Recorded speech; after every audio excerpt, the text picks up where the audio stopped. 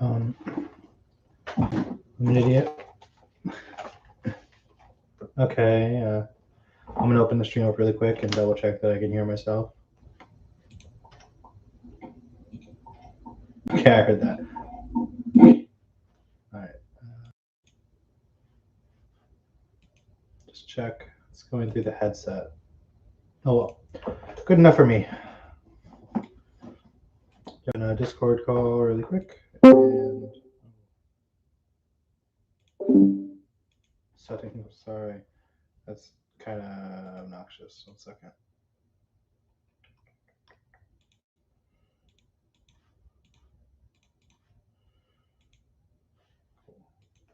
All right. I'm good. It says proceed on. And this time we're reading about the ladder of existence. Notwithstanding the change, the pain, and the vanity of everything upon earth, yet the Liu Pie and the Mano Ta Bong, the state of man, is desirable beyond all others. Transience, misery, unreality prevail in all the 31 seats of the world. Even in the 20 superior heavens, where those are acted on by Kama, generating beings find no entrance. The Devas come down to our earth from their 6 seats of bliss. The Byamas, even to the 4th state of Zan, are occasionally found in the earthly guise in the precincts of the holy monasteries. Even Yandas, who have entered into Thada, the current perfection in after death, attain the dreamful joy of Nibbon. The cessation from existence, even these immaterial beings diffuse a saintly presence over the southern islands. The great Lord Gautama appears in the seat of a man and preached the sacred law, and he preached it there because all 27 Buddhas before him had done the same. And when he preached it on the soft Indian eve, he said this as follows. I know it writ that there were they who heard were more lakhs, more crores, more than could be seen. For all the devas and the dead thronged there, till heaven was empty to the 7th zone, and uttermost dark hells opened their bars. Also the daylight lingered past its time in rose-leaf radiance on the watching peaks, so that it seemed night listened in the glens, and noon upon the mountains. Yea, they right the evening stood between them like some maid celestial, love-struck, rapt. The smooth rolled clouds, her braided hair, the studded stars, the pearls, and the diamonds of her coronal. The moon, her forehead jewel, and the deepening dark, her woven garments. 'Twas her um, close-held breath which came in scented sighs across the lawn, while our Lord taught, and while he taught, who heard, though he were stranger in the land, or slave, high caste or low, come on the Aryan blood, or Mlek or jungle dweller, seemed to hear what tongue his fellows talked. Not nay outside those who crowded by the river, great and small, the birds and the beasts and the creeping things, 'tis writ, had sense of Buddha's vast embracing love, and took the promise of his piteous speech, so that their lives imprisoned in shape of ape, tiger or deer or shagged bear, jackal or wolf, foul-feeding kite, pearl dove or peacock gemmed squad toad, or speckled serpent, lizard, bat, yea, or a fish fanning the river waves, touched meekly at the skirts of brotherhood, with man who hath less innocence than these, and in mute gladness knew their bondage broke, whilst Buddha spake these things before the king. I don't know what any of that meant. I mean, I kind of get some of it, but a lot of it was hard to put together. Anyhow, and since that time, some few have passed from our earth to Nibbon, where the silence lives, seeking nothing. They gained all, but far the most have failed. Some have sunk to the 4 states of punishment. Some have risen to the blissful seats of gnats. Fewer have passed beyond to the meditative realms of Zan. It is written that the life of a man waxes from 10 years to the huge period of an Athenkaia, and then wanes to 10 years again. How is it then that some men live beyond 100 years and others die almost ere that they have drawn breath? The reason is that some have taken no life at all in previous existences, and that others have unwittingly, perhaps, destroyed many creatures, and their own existence is correspondingly graduated. To maintain his dignity of man, it is absolutely necessary that a human being must observe, as far as his power admit, the five great precepts. Failure to observe these will infallibly result in a fall in the next existence into the state of punishment. It will be well to begin the ladder of existence at the lowest rung, at the worst of these four states. This is Ngaya, or hell, the most hideous of all. Even in Nagaya there are gradations. The one mighty seat is divided into 8 great holds, arranged one below the other, all with punishments so terrible that none can be said to exceed any other in hideousness. The name of all the great chambers from Thienzo above the Awizi, the nethermost hell, are given, but a detailed catalogue is unnecessary. Each great hell is surrounded by 16 inferior places of torture called Ota Thadaret. From west to east, the flames stream through all the mighty spaces, and pass through on the other side to a distance of 1,000 yuzanas, and from east to west the same. From north to south, from nadir to pole, and pole to nadir, it is the same, and yet the torments of this heart are but a tithe of the gruesome tortures the sinner must suffer. The life of the Dewas in Tawadinatha is reckoned at 16 million human years. That period is but as day and night in Kala thought, the second hell. 30 such days and nights make a month, 12 months, 1 year, and the wicked in the Kala thought hell must pass 1,000 such horrible years. The gnats in Tot live 567 and 76 million years, which is but as one revolving sun and moon to the tenets of the Yawarua of such appalling days. They must make up a tale of 4,000 agonizing years. The miserable wretches in Awizi work out the evil of their sins only in the space of an Andrekap, a period so vast that the mind cannot grasp it. As if these punishments were not sufficient to scare the weak and ignorant from sin, it has been revealed what other tortures await the damned. In one of the 10 great sacred mystery place, it is related how a pious prince was shown the horrors of hell, the terrible pictures of the 6th book of Aeneid, the awful imaginings of Dante's poems are outdone by the flesh-creeping minuteness of the Nemizat. The prince saw men devoured by 5-headed dogs, by famished vultures, by loathsome crows, and the flesh being renewed as fast as the foul creatures tore it away. He saw others crushed beneath the weight of vast white-hot mountains, stretched on fiery bars and cut up with burning knives and flaming saws. Uh, their hearts slowly scratched and pierced with fierce, fiery needles, flame entering at the mouth and licking up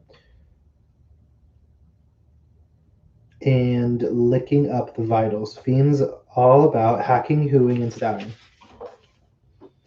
lacerating the body with all that the human mind has imagined hideous, and all this and 10 times more, which it were only disgusting to write down, continued with never abated torture to the wretched victims.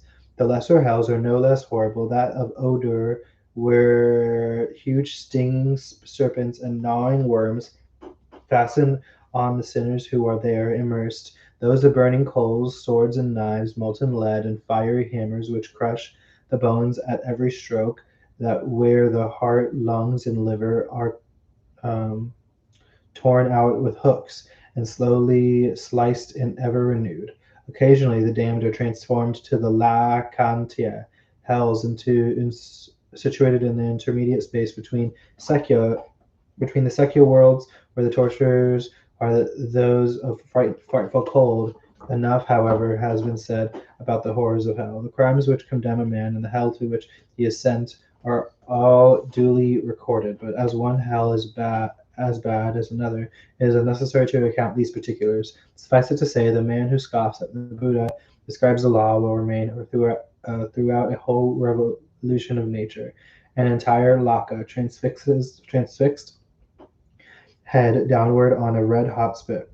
In the lowest hell, hacked, gnawed, crushed, and beaten by all that is most awesome in all the flaming realms, there are 21 kinds of people who will fall into the lowest hell. 19, however, if they see the errors of their ways and attend the pagodas with the goodly offerings, may be redeemed. But the hunter and the fisherman cannot be saved. The impious Dewadat, cousin and brother-in-law of the Buddha, who tried to kill him, suffers terrible punishment.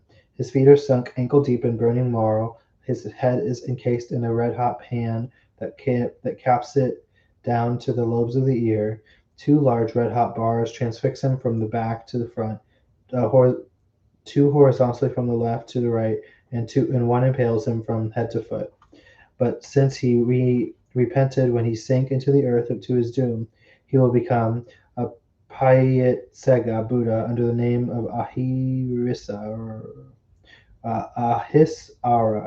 in coming ages. The state of punishment above the hell is that of the Viraka. Their miseries are various. Some are keepers of hell, by day or night, themselves suffering all the horrors of the terrible heat, assuming the form of a man at all times. Others feed on their own flesh and blood, tear themselves with great hooks. Some are 6 miles high with um, no.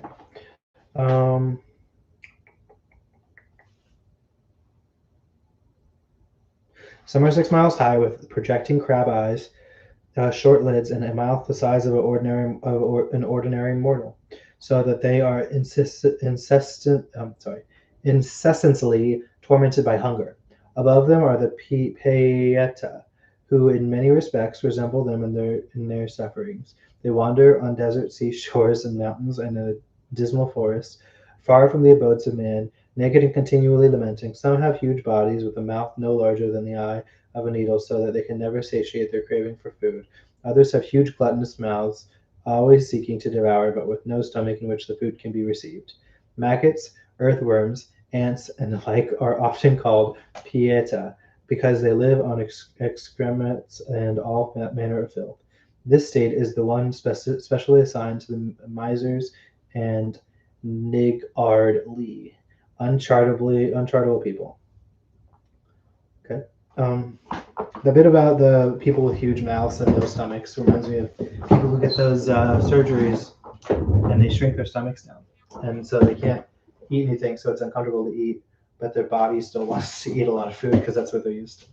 So it's very similar sort of hell. Um, yeah.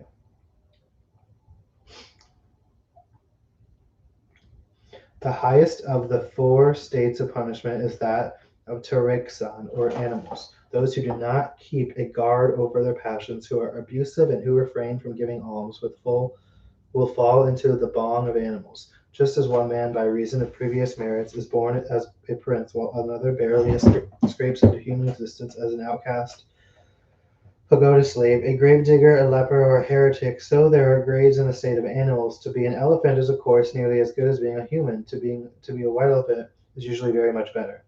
Any herbivorous animal is in a better state than a creature which eats flesh. Lions, tigers, and all life-destroying creatures are particularly undesirable transcorporations.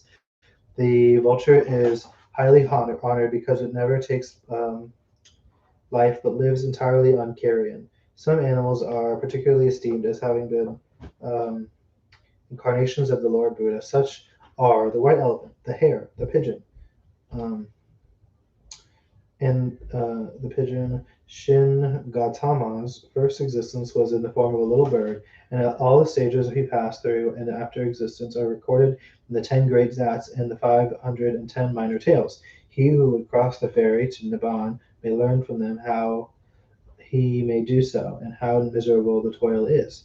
Who would not seek the higher path when he sees what the alternative is?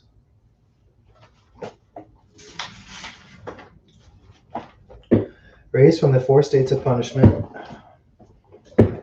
raised from the four states of punishment to the true Manat, the Bong, whereas man, the law is open to his study. The creature on his upward path should not be lightly stayed. To rise from the seat of man to that of gnats seems simple.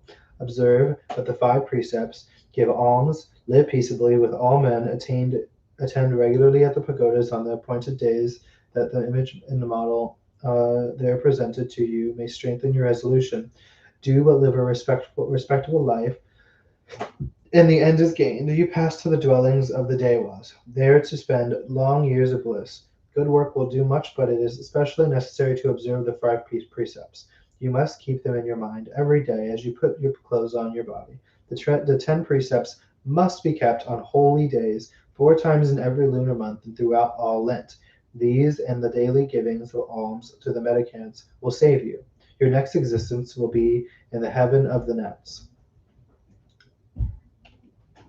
Hi, Katie. I'm streaming. Hi, friends. Hi. Bye. Okay, bye.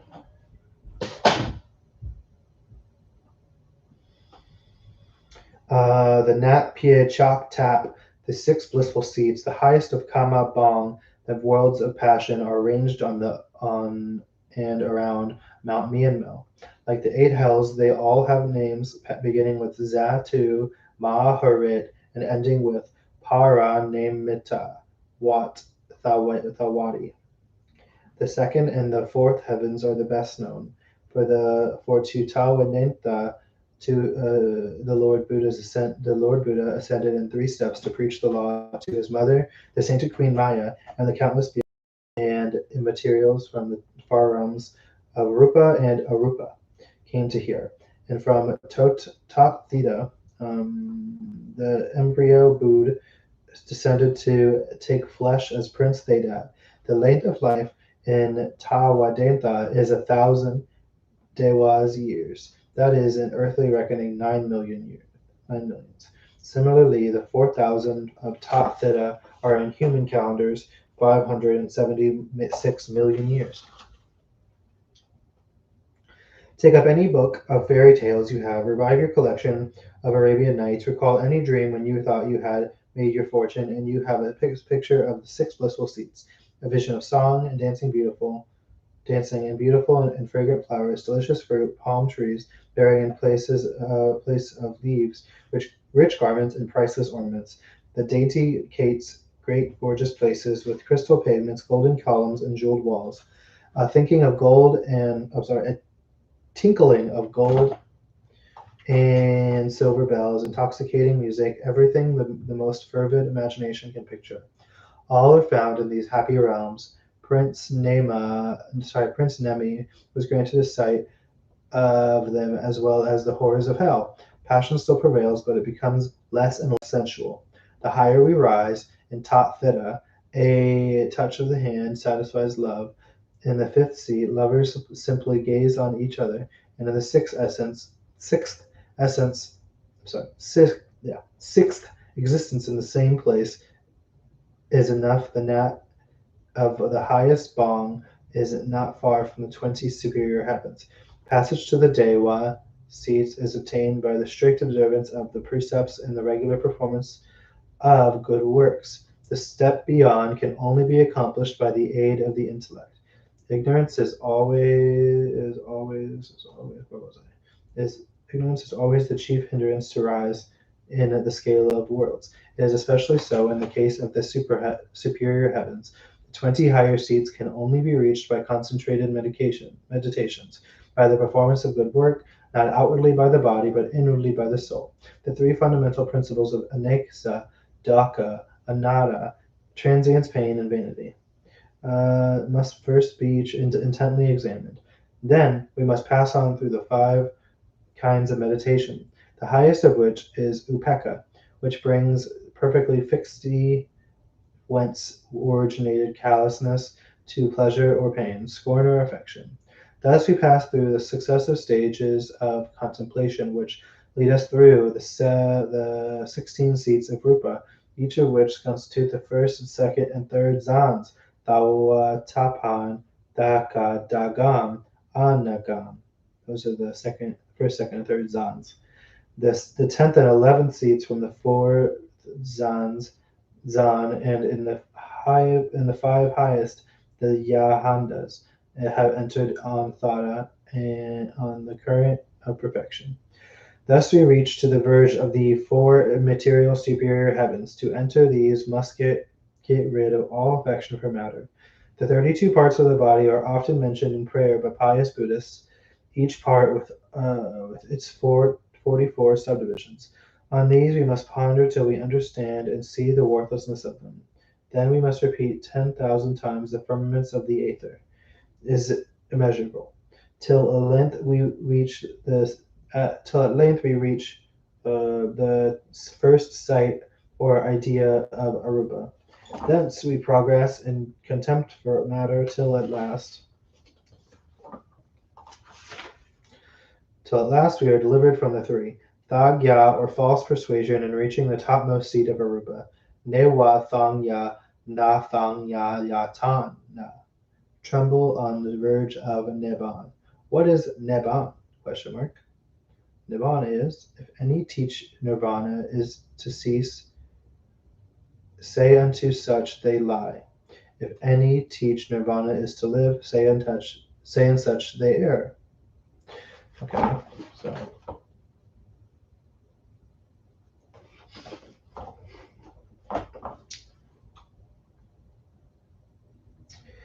the common illustration of the schools will not suffice the matter of fact. Western heretics, you tell them life is like a lamp, and with its wick and with its little lake of oil, it may be kindled and extinguished many times. Fresh oil may be exhausted, uh, may be added. I'm sorry. Fresh oil may be added. Other lamps kindled from it, but at length the oil is exhausted. The flame flickers and dies away forever. That is annihilation, you say. It is not. When a man dies and goes to Nibbon, he ceases to be individualized. He is no more agitated by the existence wretched in itself, still more wretched from the woes it reveals in others. He falls into a calm and never-ending cessation of existence. He knows nothing of others or of the world, and so is a stranger to all feelings of joy and sorrow. He contemplates fixedly the abstract truths which even the highest materials cannot perpetually, but he is not annihilated as the heretics assert, nor does he slip like the dewdrop into the shining sea. He is not absorbed into the supreme Buddha, as the Brahmins loosely say. He remains perpetually in a sacred calm, unmoved by any feeling whatever, in lifeless, timeless bliss. The teachers strive to give a detailed explanation, but who can know? Who can tell for certain the composition and economy of even the nearest star? They tell us this: Nibbon is the existence of Khan, the soul of recurring existences, the influence of merits and demerits, the exemptions from which mean utter cessation from existence. Nibbon is the stifling of sight. Seit. Sate. Nibbon is the stifling of Sate. The fire of passion, the entire 120 volitions and desires. Nibbon is the cessation of Utu, um, exemptions from revolving years, from the changes of seasons, from the variations of heat and cold, darkness and light. Nibbon is the death of Ahaya, taste typifying all the senses. Nibbon is in fact the going out of all that we know, as making up a living being. There remain behind what no one can name, and few even can picture themselves. And those who attempt it do so according to their individual fancies. When a person recovers from a grievous illness, we can only say that to be free from infirmities is to recover one's health.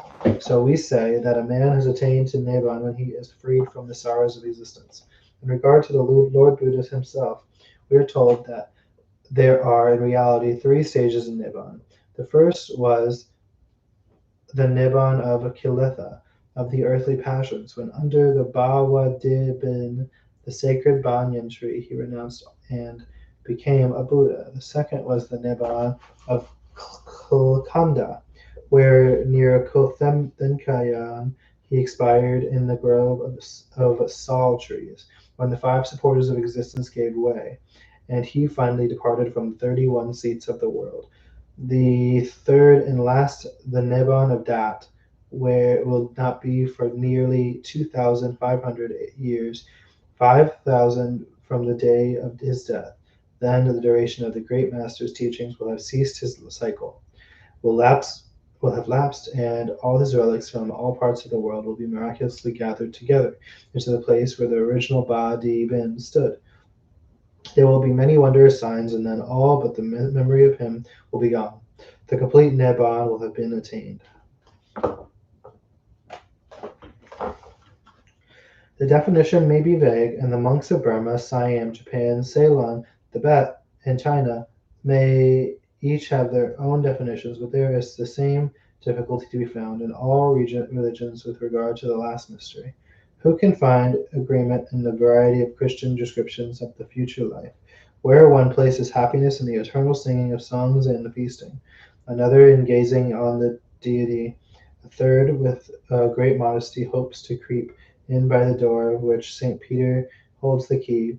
Buddhists have their 6 heavens and 20 superior seats, a choice of every kind of bliss, suited to every liking. They have the Islamite delights of sense in the heavens of Dewas, with the hoary daughters. Then, for the various kinds of meditation and mysticism, they have the contemplative Bhyama seat, while the 4 seats of Arupa afford room for the most transcendental speculation. Yet these ideal realms of fantasy, the dream of sense of contemplation and mystic trance, have nothing to do with the state of Nibbana. It is not a nothing. A nothing that can be imagined is an all, for according to the law of thought, non-existence can only be understood in relative sense. The Buddhist system is much too logical to trouble itself with such incomprehensible problems, and in order to create no false impression, the teachers surround the last state with the utmost possible uncertainty of expression. The Buddhist yearns to return from the endless whirl and turmoil of existence to the calm of the first beginning. Yep. And that's the last rung of the ladder of existence.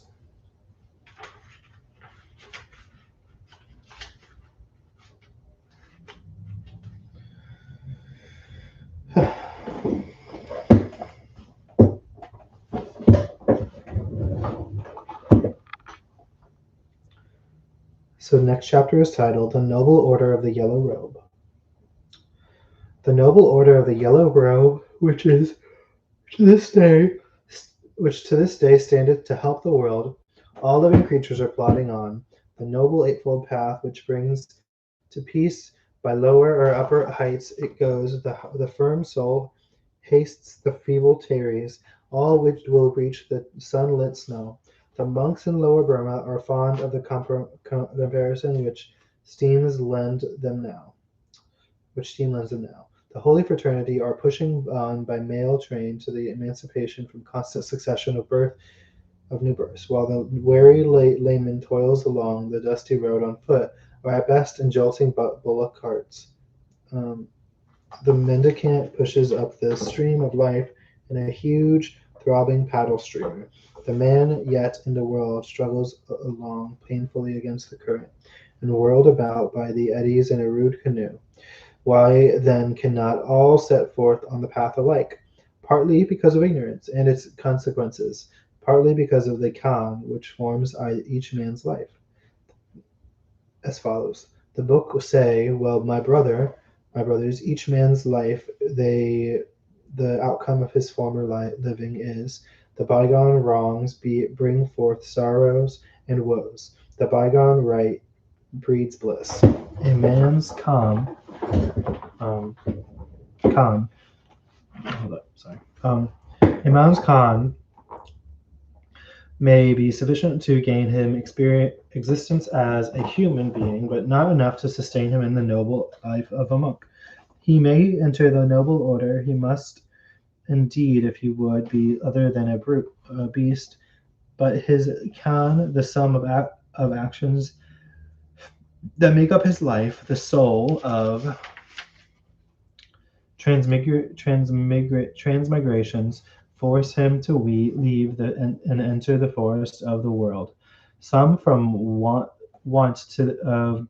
some from want of the gift of continence, some from ambition and desire for worldly power, some from a seeking after wealth, all from predominance of some one of the 120 sight that incapacitate a man for a calm meditative life of the Pian Sin. In the Lord Buddha's time, when a man adopted the faith, the requisites were belief in his teachings, a willingness to live in poverty and chastity and under strict rules. All the applicant had to do was to renounce the ordinary pursuits of life, giving up all his goods, take the vow, and he was forthwith a member of the Thanga. From that time forward, he lived in poverty and was dependent upon alms for his food, and upon charity for his shelter. For his head, he was a bhikkhu, a mendicant, and only those who were such were Buddhists. But as the believers increased, it was evident that all could not wholly adopt the religious life. Many had faith, but not faith enough to support them in the strict rule of the society. And soon, Buddhists became divided into the two classes of laymen who adopted and believed in the religious tenets, and the religious who abandoned the world entirely and strove only to lead the higher life. Hence also arose the hierarchy of the order which exists to a certain extent in Burma, though very far from approaching the completeness of the system of Tibet, where there is pontifical court, an elective sacerdotal chief, and a college of superior lamas. In this respect, however, Burman Buddhism is a much closer as much closer to the primitive order and polity as it is in exact observance of the ordination of the Wen Ni. Theoretically, in the sacred assembly, there are but three classes: the Shin novice, who has put on the yellow robe without becoming a professed member of the order, and probably with no other desire than that of obtaining his humanity. These are called Ko Yins, Mong Shins, and a variety of other names. The second being the Yu Pian Sin, those who have lived in a certain time in the monasteries have been formally admitted to the assembly with a prescribed ceremony, whereby the title of Yahan is solemnly conferred. These are the Piet Shin of religious. Finally, there is the Pong Ye, or the Great Glory, who by virtue of prolonged stay, 10 years is the minimum, has proved his steadfastness and unflinching self-denial. The division of the fraternity is not far removed from the classification of Shin Gautama's own time, when all people were regarded and addressed as Dayaka laymen, um, who hear the preaching of the law but are not yet converted to a firm acceptance of it, or Upathaka, not merely hearers of the law but steadfast believers and practicers of its precepts. Nowadays, the term Dayaka is applicable to all mankind, for it is open to all to seek for refuge in the law of good. Practically, however, there is a slightly extended distinction of rank. The Shin, the postulant; the Piet Shin, the full members of the order; the Saya, always a Pangye, the head of each kyong or religious house, who controls all the inmates; the Gangyok, the provincial, who has a jurisdiction extending over all the monasteries of a cluster of villages, or over a whole district, giving advice in all the affairs of these communities, enforcing the rules against malcontents, and correcting any abuses.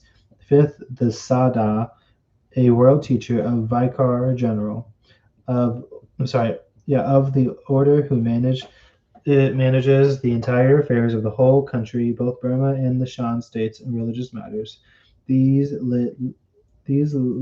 live in or near Mandalay, and are summoned thither on their appointment.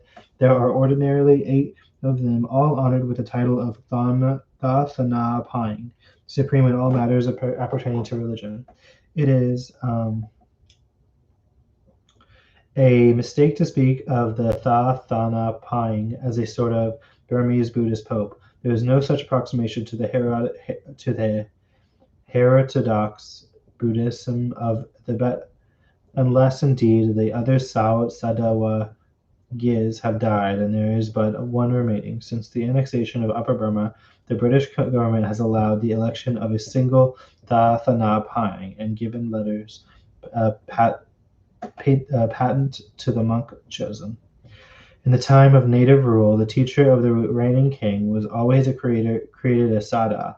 If indeed he had not been one before, he was called upon to take a royal pupil.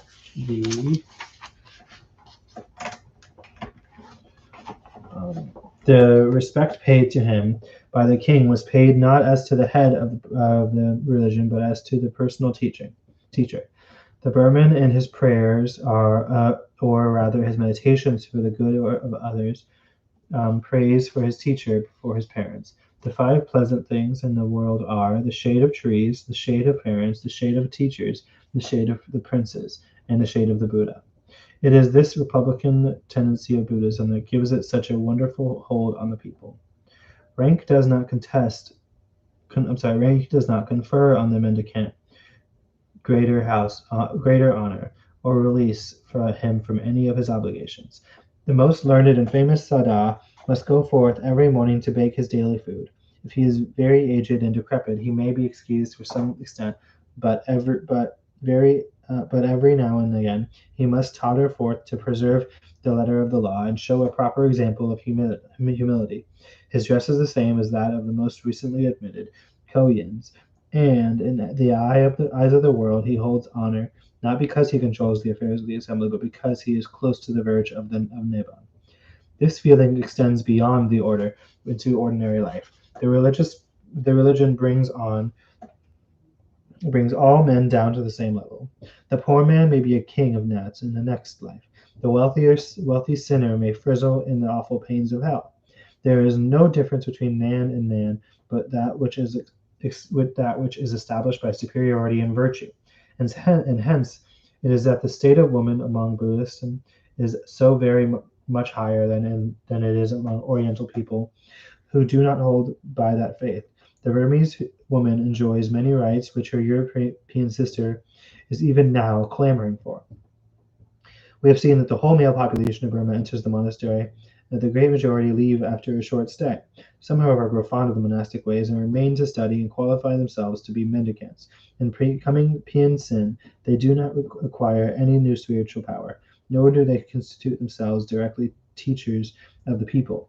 In a religious system which acknowledges no supreme deity, it is impossible for anyone to intercede with a creator whose existence is denied in behalf of a man who can only attain to a higher state of his own pious life and earnest self-denial. The religious are merely initiated into a higher stage and become members of an order in which every individual is aiming at a greater degree of sanctity. The doors of the kyang are always open as well to those who wish to enter as to those who wish to leave it. The longest stayer has the greatest honor. A visitor monk who has the greater number of was, who has passed many Lenten season in his yellow robe, will be shikoda, to shikoda, to. He will receive the homage of the head of the monastery, even if he be a Gaing oak, and the stranger but a simple Pong-ye. In his ordination, therefore, the Pian Sin take upon himself no burden in the shape of a cure of souls. He is not a priest like the Christian minister, who undertakes to guide others to salvation. He has no trouble for his food. A pious and kindly population supplies him far beyond his requirement. and expects no service in return for the support. He has no sermons to prepare. It is not expected that he will preach the law, and when of his own accord he occasionally does give an exposition. It is not any feeble excogitation of his own, but the thoughts and words of the great master himself, or of the highest and noblest of men in order and of old. Um, that he delivers. His natural rest is never broken in upon by calls to administer consolation and comfort to the sick and the dying. Even his leisure is seldom interrupted to be present at the last rite for the dead. He is not a minister of religion, and all he has to do is to seek his own deliverance and salvation.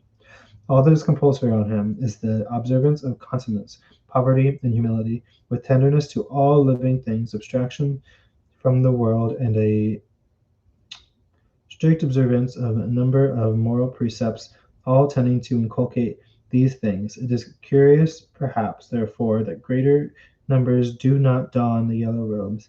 As it is, however, there is no lack of them. Previous to admission, the postulant must have reached the age of 20 years and have obtained his parents the permission.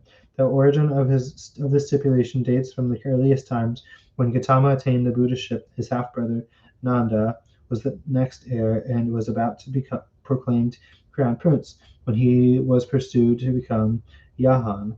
Thereupon, Dudadana, the king, obtained a promise from the Buddha that ever after no one should put on the celibate robe without the parents' consent. The candidate must also give proof of a sufficient knowledge of the Parikya, the Pandasite, and the three Bitagats and the like when it is understood that he has given satisfaction and he subjects his friends provide for him the complete equipment of a mendicant, the sacred 8 utensils which a Pian Sin cannot do without. These are as follows. 1. The dugat, a piece of yellow cloth of rectangular shape, folded many times and worn over the left shoulder, with the ends hanging down behind and before. The kowat, number 2, a piece of cloth worn around the loins and reaching to the ankles. Number 3, the thinbine, a square-shaped cloth, yellow like the others, thrown cloak fashion over the chest and shoulders and coming down as far as the knees. Number 4, the thabite, or begging pot, worn suspended round the neck by a cord. It is shaped like a large circular soup tureen with a rounded bottom and has no lid. This must be carried round every morning to receive the alms of the pious. Number 5, the kaban, a leathern girdle used for binding on the kowat. Number 6, the peka, a short-handled axe for splitting firewood and the like. Number 7, an at, it's a needle. Number 8, a yesid, a strainer or water dipper, an apparatus for filtering the water which he drinks so that he may not even unwittingly take an animal's life.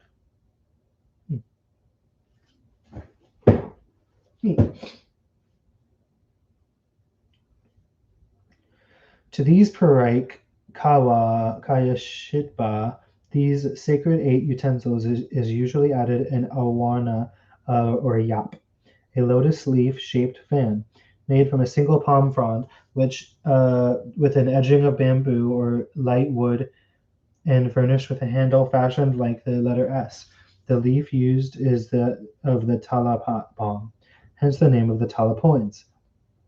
Given to members of the Brotherhood by the early Portuguese adventurers in Burma, every mendicant must have this fan with him when he goes to an assemblage where there are likely to be women present, in order that he may be able thus to shut himself off from any temptations to carnal thought.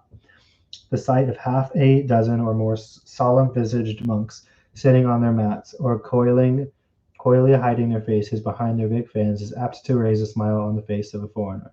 But there is no doubt that the regulation is well advised. Women are disturbers of tranquil meditation. When these necessaries are provided, the candidate When these necessaries have been provided, the candidate proceeds to the appointed building. There then is always a thine, a consecrated hall built on teak with open sides, and the sacred three, five, or seven overlapping diminishing rooms, not unlike the Albert Memorial in appearance, but much larger at the base. Here, the examining body is assembled to the number of 10 or 12 ordinarily, but a minimum of four will suffice. If the ceremony is conducted in the jungle, the senior is appointed um, Upyitse, or president, and a secretary is nominated whose duty it is to bring forward the candidate and to read the Kamawasa, the ritual of ordination. This is the most gorgeously ornamented of all Burmese books. It is written not in the ordinary round character, but in square letters painted on with a thick black um, resinous gum. It requires a special education to read it. The leaves are formed either of the ordinary palm leaf, thickly covered with the red lacquer, and profusely ornamented round the border and between the lines with gilded figures of gnats and elaborate scroll work. Or in the case of the more sacred monasteries, of the discarded waistcloths of kings.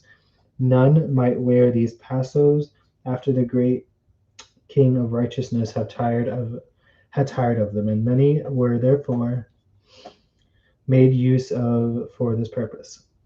Portions of them are taken, doubled over, and covered with numerous coatings of wood oil, um, and a paste composed of this same thitsi with finely sifted burnt rice husks, sawdust, and rice water, until at last they become firm as a piece of cardboard, but vastly more pliant. Gosh, pliant. Then the sheets are emblazoned with the text painted on the whole, being enclosed between richly ornamented teak boards. Few more splendid-looking manuscripts can be seen anywhere. Occasionally, copies are found engrossed on thin sheets of ivory or copper, but those on the royal passos called Utle Kamawasas, um, sorry, Kamawasas are most highly esteemed. The text is always read in a peculiar way, in a high-pitched, jerky recitative, uh, recitative, which is not without a certain impressive effect.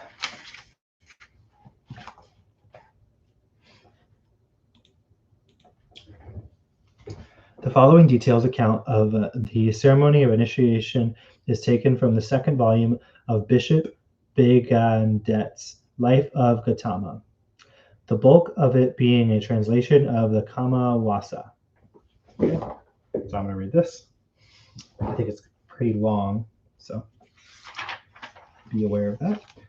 As soon as the Piensin had taken their places, the Kamawasaya, the secretary, introduces the novidiant,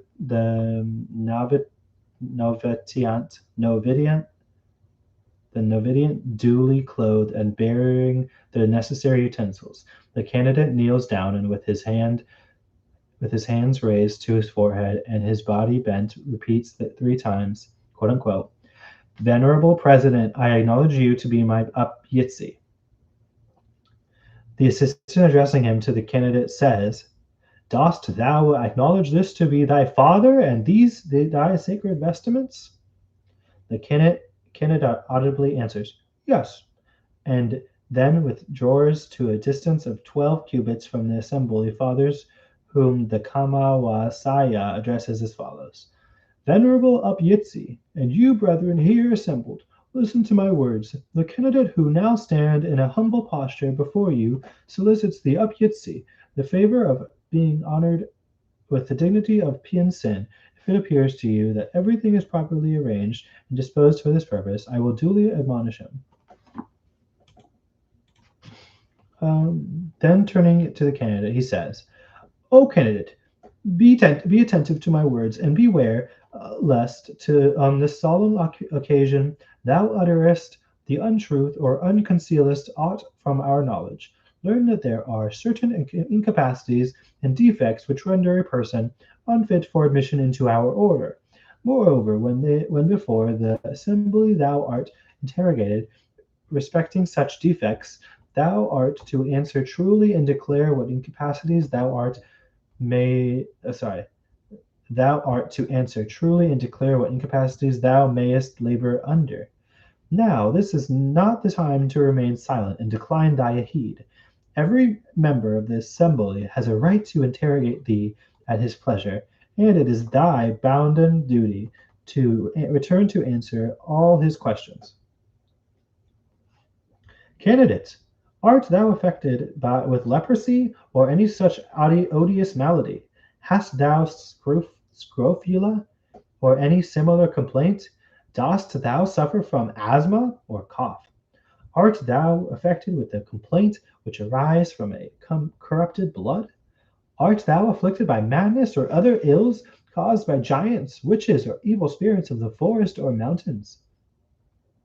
To each question the candidate answers, "From such complaints and bodily disorders I am free." The examination continues. Art thou a man? I am. Art thou true and a legitimate son? I am. Art thou involved in debts? I am not. Art thou the bonden and underling of some great man? I am not. Have thy parents given their consent to thy ordination? They have. Hast thou reached the age of 20 years? I have. Are thy vestments and sacred begging bowl prepared? They are. Candidate, what is thy name? Wago. Uh, and in parentheses it says, a vile and unworthy being. What is the name of thy master? His name is Apyutsi. The assistant then turns to the assembled Yahans and says, Venerable Apyutsi, and ye assembled brethren, to be pleased to listen to my words. I have duly admonished the candidate who seek from you admission to our order. Does the present moment appear to you a meet and a fit one for his admission? If so, I will order him to approach.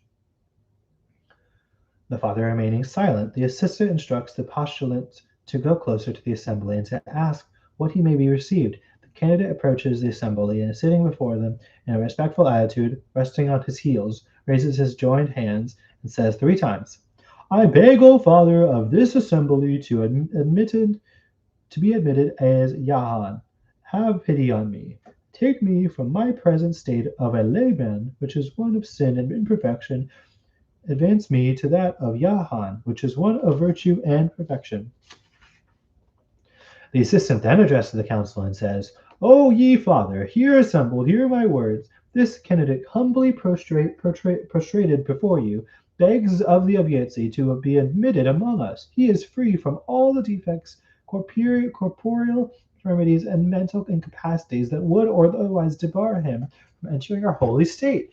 He is provided with the pata and holy vestments, and he has duly asked the assembly in the name of the Apietzi for permission to be admitted. Now, therefore, let the assembled fathers complete his ordination. To whomsoever this seems good to let him keep silence. Whatsoever thinks otherwise, let him declare that the candidate is unworthy of admission. This he repeats thrice, and then he continues.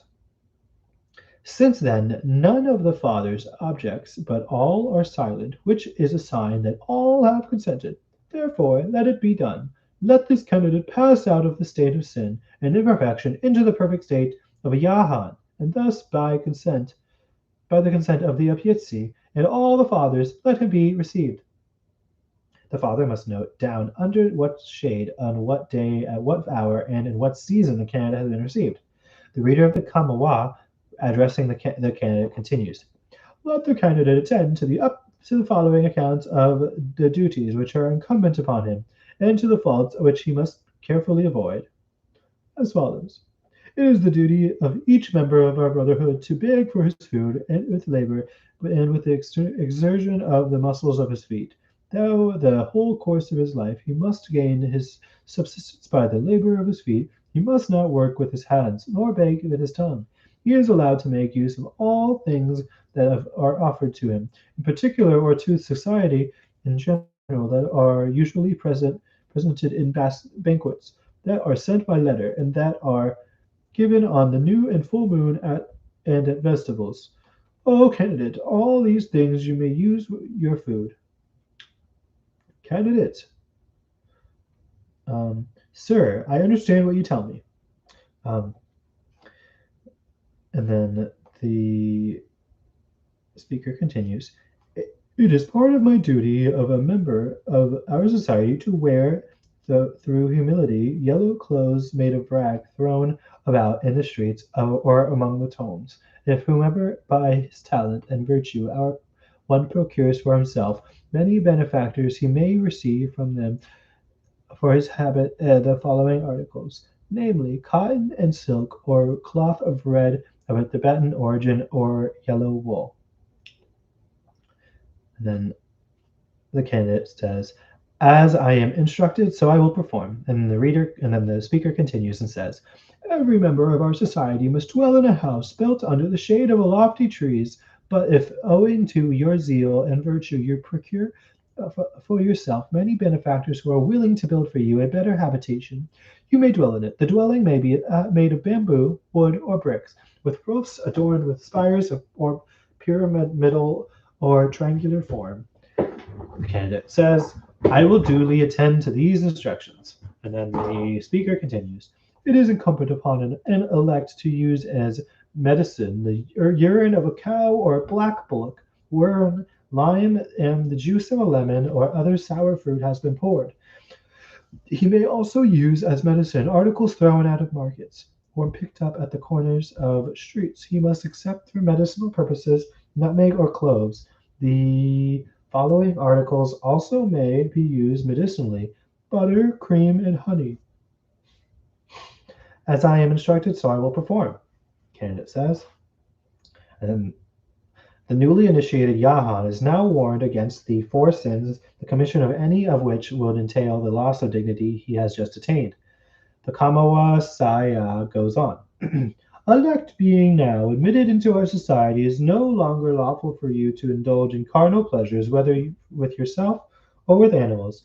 He who is guilty of such a sin can no longer be numbered among the perfect. Sooner shall the severed head be joined again to the neck of life, restored to the breathless body, than a pian sin who has committed fornication recover his lost sanctity. Beware, therefore, lest you pollute yourself with such a crime." And it says, "As I am instructed, so I will perform." And the speaker continues, "Again, it is unlawful for an elect to take things that belong to another, or even to covet them, although their value should not exceed a quarter of a tikal, about 6 annas," which I don't know what that is. I imagine it's not very much.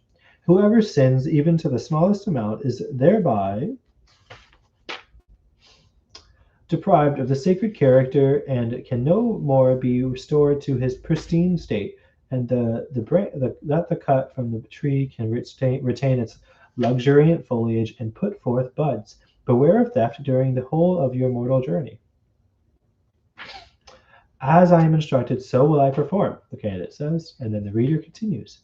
"Again, an elect who can never knowingly deprive any living being of life, or wish the death of anyone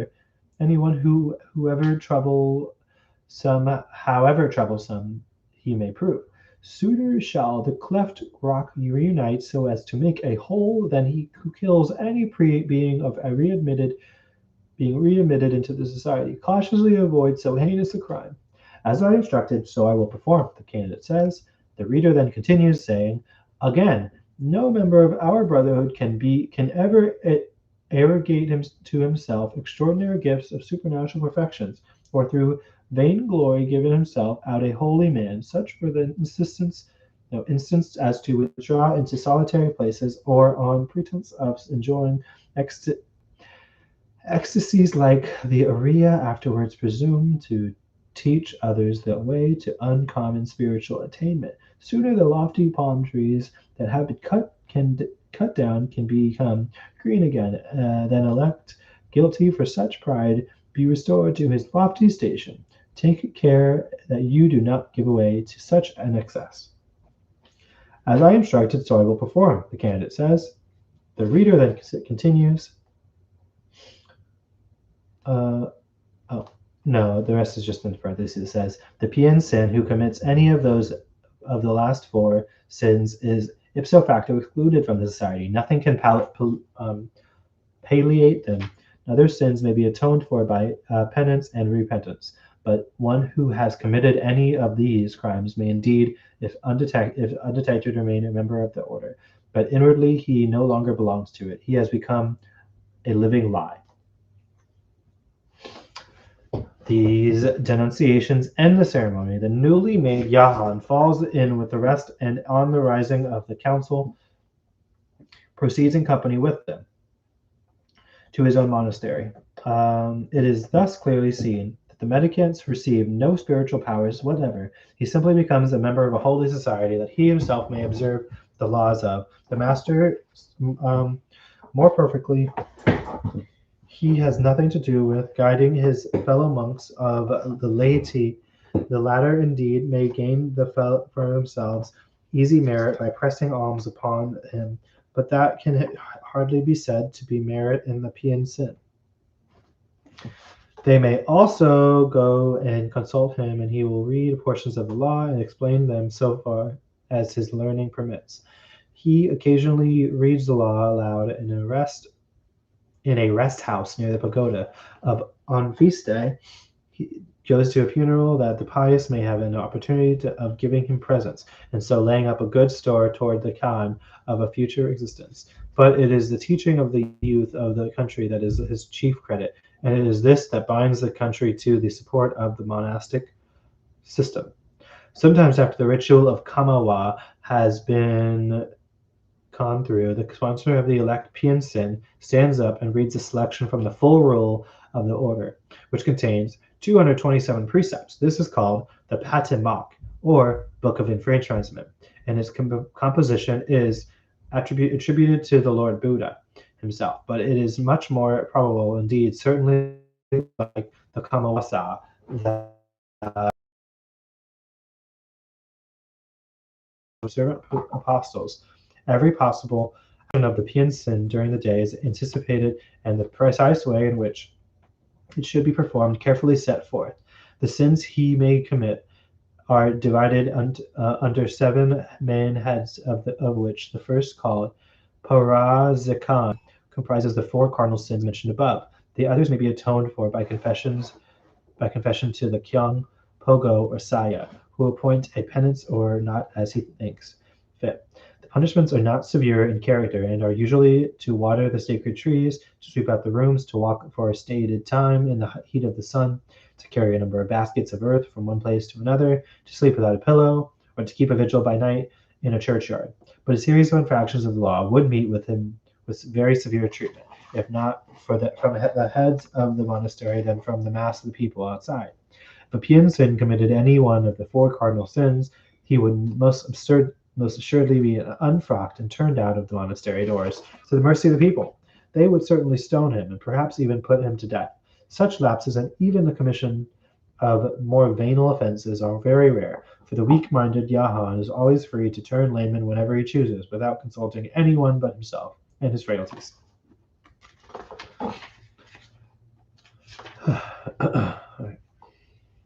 The ceremonies of excommunication, thabite, mock, literally inverting the alms bowl, is solemn.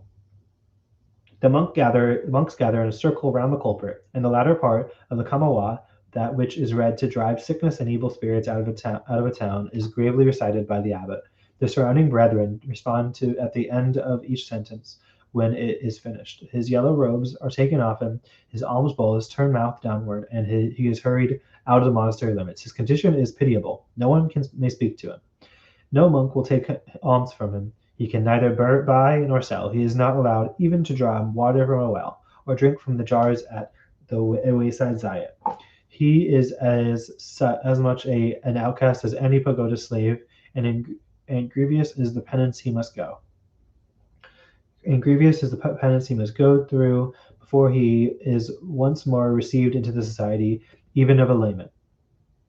It occasionally happens when there is much evil living in a district, or if the people are lax in their religious observance, that the brethren of the Kyan put the neighborhood under a ban by inverting their alms bowls and refusing to go out begging.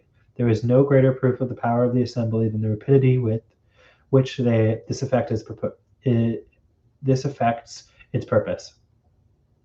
The most careless are brought to a sense of their sinfulness in a few days. Such excommunication, however, more and more rare. However, is more and more rare.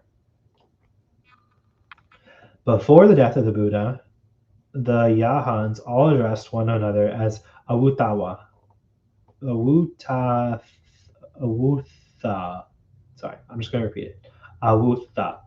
But after he had attained the Neban or of Kandas under the Enyin, a recognition of relative rank was instituted. The inferiors, we are told, called the most advanced in the order Bante, while the juniors were addressed in their turn by their proper name, or that of their family. In Burma, however, this regulation prevails only to a very slight extent with the mendicants as with the royalty. And indeed, with the populace at large, it is considered uncivil to mention a person's name in conversation, and his rank of the kyang he belongs to is used instead, or perhaps the designation of his sacred profession. The lady indiscriminately addressed all wearers of the yellow robe as Paya, or Lord. That's what it translates to. Similarly, the punishment of Brahma recommended by the great master to employ against weaker brethren is little used. The punishment was calculated to isolate the offending brother. The other yams were to avoid speaking to him to the extent of not even uttering a rebuke if he indulged in indiscreet talk. Nowadays, when one Piensen is irritated with another, he does not indeed talk to him or go and abuse him, but he advises the people to have nothing to do with him and give him no alms. Indeed, many laxities have crept in. Some casuists evade the rule against touching gold and silver. It is to becoming lamentably common for monks otherwise eminently pious and worthy of respect, not only to refuse money, but actually to receive it with not only not to refuse money, but actually to receive it with their own hands, covered with a handkerchief. Such unprincipled playing with the letter of the law is vehemently denounced by the Sulagandhi and disliked by the more earnest layman. Even when the Piensen does not personally shave so close to the wind, but bids one of his schoolboys take the coin and put it in the box, of a piece with this is the roundabout way of getting anything the monk may especially desire. He may not directly ask for anything. If it were even food to save him from starvation, far less must he bargain for the object he wishes. Therefore, an elaborate method of exchange has been invented by a Yahan in whom the passion of covetousness was far from being extinguished. He says, such a thing is useless to me, but what is the value of that? I have a begging bowl, iron clay, and lacquer in the abundance, but my robe is sadly worn and discolored. That Thengan is seemly and suitable for a holy man. Thrice blessed is he that giveth alms, his merit will wax great. Very often he thus gets the thing he wants without having to part with previous alms gifts. Others, perhaps a little more scrupulous, mention to the Kapiyadayaka, the manacle of the Kyong, that they would be glad to have such and such a thing, and he provides it out of the monastic funds. All this trifling with the spirit of the Patama is, however, strenuously denounced by the Sulagandhi, who in the Lower Burma have gathered a large proportion of the more right thinking of the lady to their side. Some of the regulations of the Book of Enfranchisement are very singular, but all may be traced to someone of the fundamental precepts, and are not so ludicrous as some unbelievers would make out, except for the fact that they are set down so precisely when they might have been left to the imagination. A monk must not build a monastery for himself without the aid of a benefactor. If his piety and talents are not such as to induce a layman to build a kyang for him, He impatiently remained in the house into which he was ordained. He must see that the foundation of a monastery are not laid in a place where there are many insects or worms which would thus be killed. For a similar reason, he must not dig himself except in a sandy place where there can be no animal life. Neither must he spit nor do anything that kind on green grass, nor in fresh water, nor is he allowed to climb trees. There was a discussion in the Lord Buddha's time as to whether vegetation could be regarded as anywhere to the ladder in the ladder of existence. Shin Gautama, on being asked, said it could not still trees and grass must not be destroyed, for they support life in other creatures. A Yahan may not drive in a carriage or ride a pony. He must not travel in the same boat or remain under the same roof with a woman or even with a female animal. When he walks abroad, he must neither walk fast nor dawdle. In lounge about the streets, he must allow no woman to wash or clean his robes, nor eat food cooked by female hands. If he can get any other, if a woman offers rice in her hand, he may take but not eat it. He must not look into the brother's thabate as suggesting that he does not receive much alms. He must not eat his food to the last mouthful, and he must avoid high seasoned dishes as tending to heat the blood. In return for their self-denial, the Piensin are bountifully honored by the people from their sovereign on the throne, who vacates his seat for the thana buying to the beggar in the street who prostrates himself in the dust when the Yahan passes by. In the country villages, all make obeisance when the mendicant passes, and the women kneel down on each side of the road.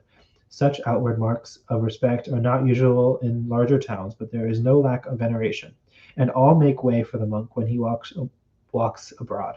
The oldest layman assumed the title of discipline to the last inducted Piensin, and with clasped hands addresses him as Paya, the highest title in the language of words. The monk's commonest actions, walking, eating, sleeping, are referred to in honorific language, different from that which would be used for the layman, or even the king performing the same thing.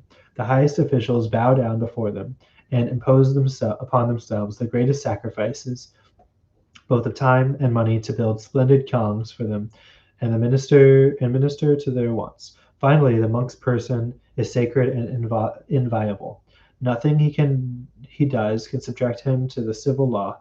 He bears the title of Tha Gewin Minta Tha Gwyn, Prince, as the heirs of the scion of Kapilawat and receiver of his inheritance. All right. That's the end of the chapter, and that's all I have in me today to read. That was very much. Woody Fool, are you there?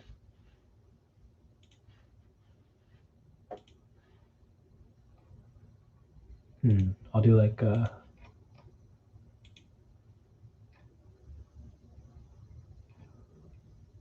10-second countdown. Well, thank you for watching the stream. Hope you enjoyed it. I'm very tired, so see you next time. We'll pick up back with talking about Buddhist monasteries.